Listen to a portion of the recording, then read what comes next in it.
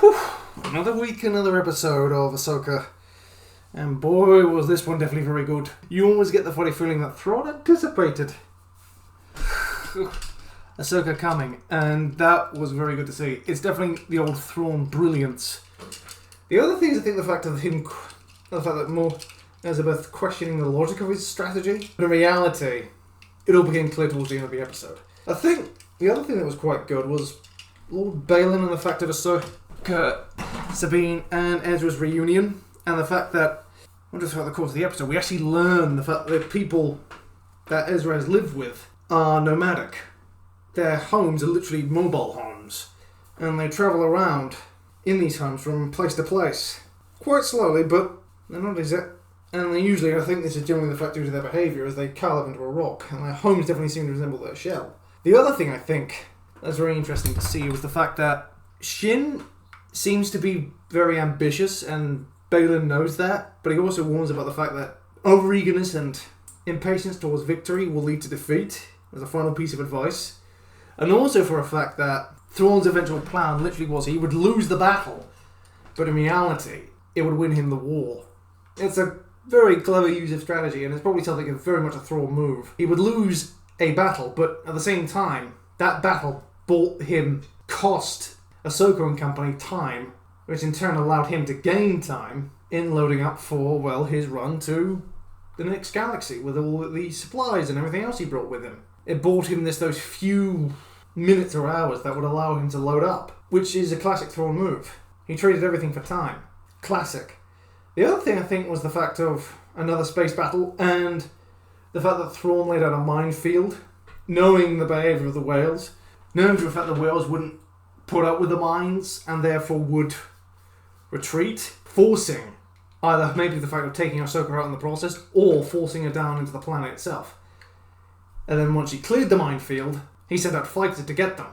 And then Ahsoka went in to the debris field, or the skeletons of the dead whales, for cover. And when he realised that, and he had the knights triangulate her position, and then had the ring, which was somehow had turbo lasers on it, fire into it, forcing Ahsoka out. And once she was in, he could then send in the fighters again and chase Ahsoka down. In other words, Thrawn's plan literally hinged on the fact that Ahsoka would reunite with Sabine and then pretty much just delay the inevitable. The other thing I think was Lord Balin. I'm not sure if it was something that he and Thrawn discussed ahead of time, or whether or not it was a move that Balin himself did in order to buy time. But Balin dueled Ahsoka, and then Ahsoka pulled a very clever move, whereas in her shuttle, just dropped some flares down, and then she escaped on his mount in the chaos. The other thing I think was the fact of the street fighting that took place, and that the people that Ezra lived with, while not exactly naturally very peaceful and very skittish people, they can fight if the need arises, if they don't have any blasters, using slingshots and various other improvised objects they have lying around for defense. And the fact of, oddly enough, the raiders that seem to placate them and attack them on a regular basis, basically their ultimate goal is to try and stop the mobile homes on the move by dabbing an electric spear into their engine of a repulsor vehicle that lands, but the creatures have that defense against that as well. They clamp up, and the fact that Ezra actually had his own, which was built for human size, just to prove a point. And basically, all Ezra's friends did was just batten down the hatches and let Ezra and Sabine handle it, although they did pop out every now and again to fight. The other good thing about the whole episode was, I think, of basically Harris and Dula at the start facing the wrath of the very same senator who possibly didn't necessarily really say the mission was authorized, and make you think for a fact either he's got a beat on Harris and Dula for maybe stealing some credit or something like that from him, which might be personal, or maybe he's just a senator who just doesn't like the idea of the rebellion. He was anti-imperial, but thinks it's time now for more bureaucratic matters to take place, and that the military is to be serving to the state, which is true, but at the same time, not grasping the full depth of the situation. In other words, I think he's a new Republic senator who came to prominence after the serious conflict. He might even actually be part of the Imperial Remnant and trying to remove key figures for some reason or another.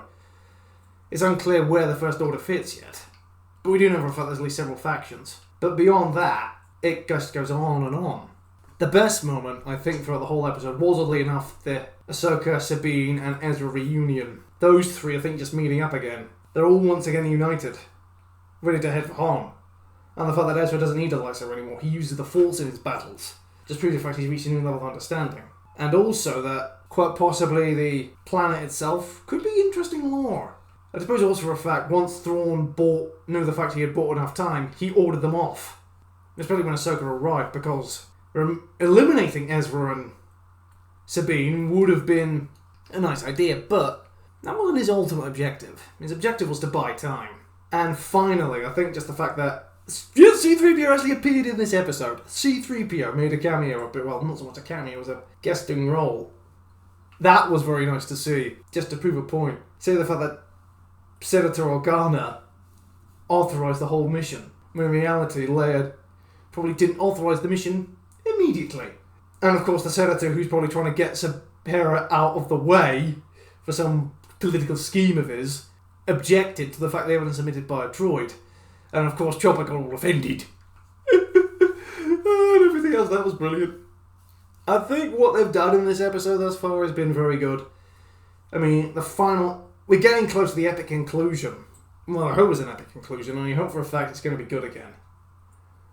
It'd be interesting to see where this show goes going forward. I don't think we'll get a second season, but we might be something appearing for Thrawn. I mean, Thrawn is now in live action, which is probably the best aspect of anything. You know, when he appeared on television screens in Rebels, I think a lot of fans were like, oh my god. And then he appeared on screen, live action for the first time. And now, maybe he might, oddly enough, they maybe might be building up to a Thrawn trilogy. We don't know the outcome. We don't even know how old Thrawn is. Presumably he was a young man when he joined the Empire, but it's been, many years since that point. He was a Grand Admiral before that, and now about a few years have passed. So we may never really know the whole extent. But it was good to see Thrawn on screen again, and a whole other aspects brought forward into live action. And also a new Stormtrooper variant, the Night Trooper.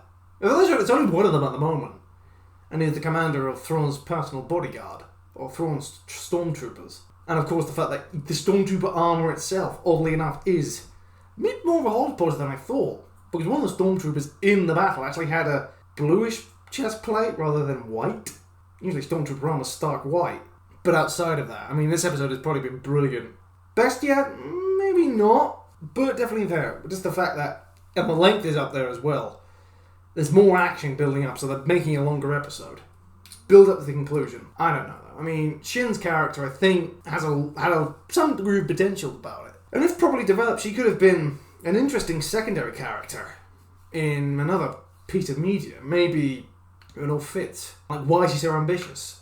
What is her role in this? Was she an Inquisitor in training? Or then training was disrupted? We may never really know. But this has been a very good episode. Well, I've been the United Challenger. Thank you for watching, and I'll see you in the next one. Don't forget to leave a like, comment, and subscribe. Cheerio!